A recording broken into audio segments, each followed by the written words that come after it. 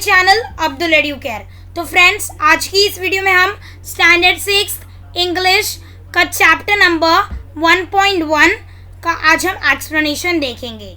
तो फ्रेंड्स, अभी तक आपने मेरे इस चैनल अब्दुल एडुकेयर को सब्सक्राइब नहीं किया है तो प्लीज़ सब्सक्राइब कर लीजिए और बेल आइकॉन भी प्रेस कर दीजिए ताकि हमारे ऐसे ही लेटेस्ट वीडियो की अपडेट्स आप तक पहुंच सके।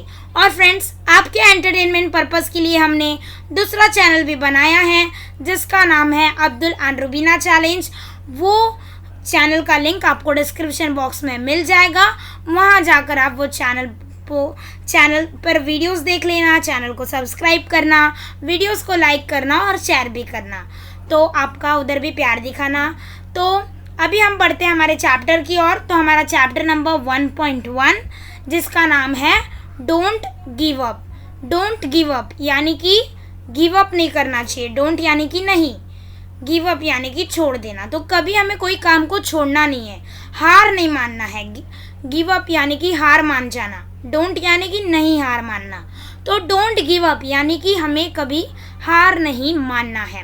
तो देखो, कोई भी काम आप करोगे तो उसमें ही आप फर्स्ट ऑफ ऑल सक्सेस नहीं हो जाओगे, फर्स्ट अटेम्प्ट में ही आप सक्सेस नहीं होंगे क्योंकि वो काम हार्ड रहेगा।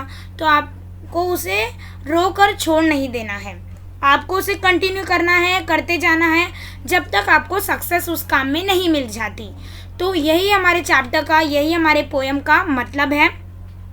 तो होप सो आपको जो पोएम का नाम है उसका मतलब समझ में आ गया होगा। डोंट गिव अप यानी कि आपको कभी हार नहीं माननी है, कभी आपको कोई काम छोड़ नहीं देना है, हार नहीं माननी है। तो चलिए पोएम को रीड करते हैं और एक एक वर्ड को हिंदी में समझते हैं। तो डोंट गिव अप यानी कि हार नहीं मानना है। If you have tried and have not won, never stop for crying. All that's great and good is done just by patient trying. तो बहुत ही अच्छा बताया गया है इधर। तो if you have tried and have not won, तो देखो, अगर आपने ट्राई किया है, अगर आपने कोशिश की है, ट्राई यानी कि कोशिश करना, किसी चीज़ को करना। तो if you have tried and have not won, won यानी कि जीतना। तो अगर आपने कोशिश की है एंड हैव नॉट वॉन यानी कि आप उस काम में सफल नहीं हो पाए हो। अगर आपने कोई काम में कोशिश की है पर उसमें आप जीत नहीं हासिल कर पाए हो और उसमें आपने सक्सेस नहीं पाई है, तो नेवर स्टॉप फॉर क्राइंग, आपको रोते हुए ही वो काम को स्टॉप नहीं कर देना चाहिए, बंद नहीं कर देना चाहिए। आपको वो काम कंटिन्यू रखना है। आपको क्या करना है, अगर आपने कोई चीज़ ट्राई की है और उसमें आपने सफलता नहीं पाई है तो आपको रोते हुए स्टॉप नहीं हो जाना है वो काम में। All that's great and good is done just by patient trying. तो सबका सब कुछ काम, ग्रेट यानी कि महान, गुड यानी कि अच्छा होता है। सब कुछ महान और अच्छा होता है, पर उसके लिए आपको क्या चीज़ की ज़रूरत है? Just by patient trying. Patient यानी कि सब्र, धैर्य। ट्राइंग, आपको सब्र रखना है, धैर्य रखना है और ट्राई करना है। ट्राई मीन्स कोशिश करना है। तो आपके सारे काम ग्रेट यानी कि महान, गुड यानी कि अच्छे होंगे। तो आपको कभी भी आपको धैर्य रखना है, सब्र रखना है और उसे कंटिन्यूसली कोशिश करनी है। तो आपके सारे काम ग्रेट यानी कि महान और गुड यानी कि अच्छे होंगे। तो आपको रोते हुए, नेवर स्टॉप फॉर क्राइंग, रोते हुए चुप नहीं होना है। सारे काम आपको ग्रेट और महान होंगे आपके साथ, बस आपको धैर्य रखकर कोशिश करनी है। Though young birds in flying falls, still their wings grow stronger, and the next time they can keep up a little longer. तो एक एग्जाम्पल दिया गया, उदाहरण दिया गया बर्ड के साथ कि कैसे वो अपना काम कंटिन्यूस रखती है, वो हार मानने के बाद भी उसे नहीं छोड़ती है, गिव अप नहीं करती। तो देखते हैं कैसे। थू यंग बर्ड्स, थू यानी कि हालांकि, थो यानी कि हालांकि, थो यंग बर्ड्स यानी कि युवा पक्षी, युवा, यंग यानी कि युवा, बर्ड्स यानी कि पक्षी। तो जो युवा पक्षी होते हैं यानी कि जो छोटे पक्षी होते हैं, हालांकि वो उड़ते हैं हवा में। और देखो, कोई ऐसे वायर आ जाता है तो वो वापस फॉल हो जाते हैं यानी कि गिर जाते हैं। तो हालांकि वो जो छोटे बर्ड्स है, युवा पक्षी, वो उड़ते हैं, उड़ते उड़ते वो गिर भी जाते हैं। Still their wings grow stronger. तो ऐसे ही उड़ने से, गिरने से उनके जो पंख है, विंग्स, वो स्ट्रॉन्गर होते हैं। स्ट्रॉन्गर यानी कि मजबूत होते हैं। ऐसे ही उनके विंग्स ग्रो यानी कि उगते हैं, यानी कि बढ़ते हैं, स्ट्रॉन्ग होते रहते हैं। And the next time they can keep up a little longer. और नेक्स्ट टाइम वो थोड़ी ऊंची उड़ान भर सकते हैं। अभी देखो, वो छोटे रहेंगे तो थोड़ा ऊंचा उड़ेंगे, और बड़े हो जाएंगे तो वो और ऊंचा उड़ने लगेंगे। तो ऐसे ही उनके विंग्स मजबूत होते जाते हैं, और वो आते आते जब वो बड़े हो जाते हैं, ऐसे ही उनके पंख स्ट्रांग होकर वो ऊंची उड़ान भरने लगते हैं। अगर सपोज बर्ड को लग जाता है, अगर वो उड़ना ही छोड़ देगी हमेशा के लिए, तो कैसे होगा? ऐसे ही हमें गिव अप नहीं करना चाहिए। कोई भी काम में हम हार मानते हैं, हमें हार नहीं मानना चाहिए उसमें। हमें अगर कोई भी काम में हार मिलती है तो हमें उसे वापस ट्राई करना चाहिए। Though the sturdy oak has known many a blast that bore her, she has risen again and grown laughter and prouder। तो देखो, तो यानी कि हालांकि जो ओक नाम का जो ट्री है, oak is a one type of a plant. तो ओक जो है एक टाइप का प्लांट है, तो ट्री है। तो ओक जो है वो, हालांकि हमें ओक को हम किस तरह से जानते हैं? हम ऐसे जानते हैं कि जो ओक नाम का ट्री है वो कैसा होता है? बहुत ही मजबूत होता है। तो फ्रेंड्स, ये ओक एक प्रकार का झाड़ है जो बहुत ही मजबूत होता है, ऐसा हम उसे जानते हैं। तो ओक जाना जाता है किसके लिए? अपनी मजबूती के लिए। ओक नाम का जो पेड़ है वो बहुत ही मजबूत होता है।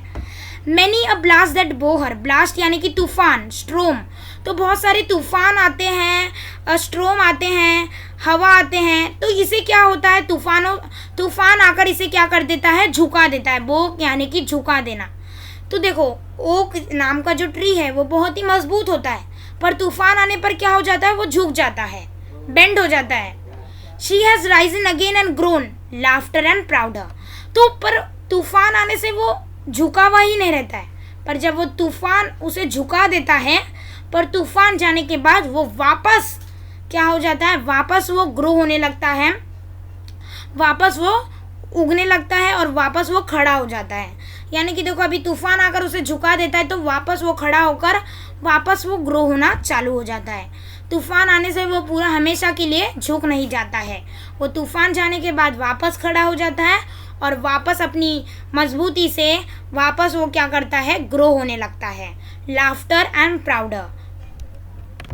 तो फ्रेंड्स, लाफ्टर यानी कि एकदम टॉल और स्ट्रॉन्ग। तो वो क्या करता है? तूफान आने से तूफान आकर उसे झुका देता है, बो कर देता है, पर वो वापस खड़ा होकर वापस ग्रो होना स्टार्ट होता है।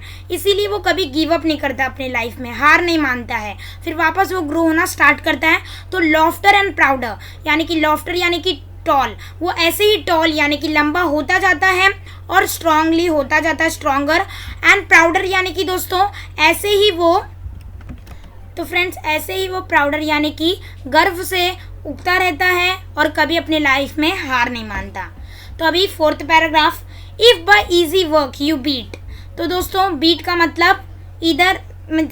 मतलब हार मानना होता है, पर इधर वैसा नहीं है। बीट का मतलब इधर जीतना है, क्योंकि आप इधर देख सकते हो, इधर आपको मीनिंग्स दी गई है वर्ड का। यू बीट यानी कि here it means you win. तो बीट का मतलब होता है हार मानना, पर इधर इसका मतलब क्या है? पोएट के मुताबिक इसका मतलब है जीतना, विन।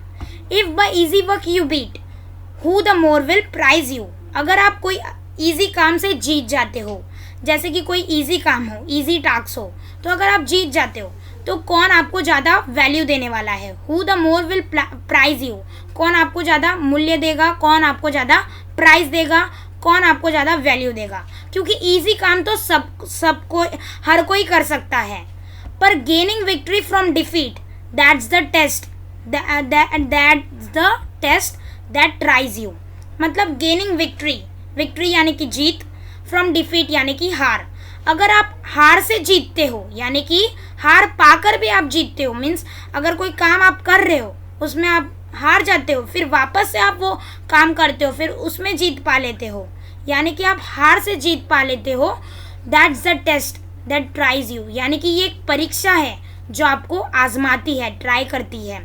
तो कभी भी अगर कोई काम आप कर रहे हो पहले तो उसमें आप हारोगे तो आपको उसे छोड़ नहीं देना है, गिव अप नहीं करना है। यही हमें ये पोएम सिखाती है। हमें उसमें कोशिश करनी है, एक नहीं 100 बार आपको करना है। अगर आप हार से जीत पा लेते हो, अगर कोई काम में आपको हार हो जाती है फिर बाद में आप उसमें जीत पा लेते हो, तो ये एक परीक्षा है जो आपको आजमाती है फ्रेंड्स, और ये टेस्ट में आपको पास होकर दिखाना है। यही हमें आप ये पोएम सिखाती है कि डोंट गिव अप। कभी हमें अपनी लाइफ में हार नहीं मानना चाहिए। कोई भी चीज़ हमें आसानी से नहीं मिलेगी, भले हम झुकेंगे पर वापस हम आगे ज़रूर बढ़ेंगे। ओक प्लांट की ट्री के जैसा, बर्ड्स के जैसा एक एग्जाम्पल दिया गया था कि बर्ड्स उड़ते हैं वापस गिरते हैं, ऐसे ही उनके पंख स्ट्रॉन्गर होते हैं, पर वो कभी हार नहीं मानते, वो कभी उड़ना नहीं छोड़ते हैं फ्रेंड्स। और ऐसे ही अगली बार वो ऊंची उड़ान भरते रहते हैं और थोड़ा थोड़ा ऊंचा हर बार वो उड़ेंगे। इंक्रीमेंट होगा पर कभी डिक्रीज नहीं होंगे, वो ऐसे ही वो आगे बढ़ते रहेंगे। इसीलिए पोएम हमें यही कहती है कि डोंट गिव अप, कभी हार नहीं मानना है। होप सो आपको पोएम का मतलब और पोएम के नाम का मतलब समझ में आ गया होगा। तो वीडियो अच्छा लगता है तो वीडियो को लाइक करना है, और तो और फ्रेंड्स हमारा दूसरा चैनल है उसे भी आपको क्या करना है, सब्सक्राइब करना है। तो अभी वीडियो में बंद करने से पहले आपको ये मीनिंग से 2-3 वो भी बता देता हूँ। तो गिव अप का मीनिंग है here it means loose heart and stop crying. Give up मतलब आप loose heart, here it means loose heart means हार मानकर, and stop trying. Here it means loose heart and stop trying. तो हार मानकर हमें कोई जो काम हम कर रहे हैं उसे ट्राई करना स्टॉप कर देना, यानी कि बंद कर देना। गिव अप मतलब ये होता है कि हार मानकर जो काम हम कर रहे हैं उसे छोड़ देना। स्टर्डी का मतलब होता है स्ट्रॉन्ग, यानी कि मजबूत। Has known many a blast means has survived many blows of stormy winds, यानी कि has known many a blast यानी कि बहुत सारे तूफान को सर्वाइव करना, यानी कि झेलना। लॉफ्टर यानी कि टॉल एंड स्ट्रॉन्गर मीन्स ऊंचा, टॉल मीन्स ऊंचा और स्ट्रॉन्गर यानी कि मजबूत। यू बीट का मतलब होता है हारना, पर here it means you win, पर इधर पोएम में इसका मतलब क्या है, जीतना। तो मीनिंग्स भी आपने देख लिए हैं, जो भी थे वर्ड्स डिफिकल्ट जिसके मीनिंग्स नहीं दिए गए थे वो तो मैंने आपको पोएम में बता ही दिया है। तो वीडियो अच्छा लगता है तो वीडियो को लाइक करें, चैनल को सब्सक्राइब करें। Thanks for watching this video. Like share subscribe to my channel Abdul Educare.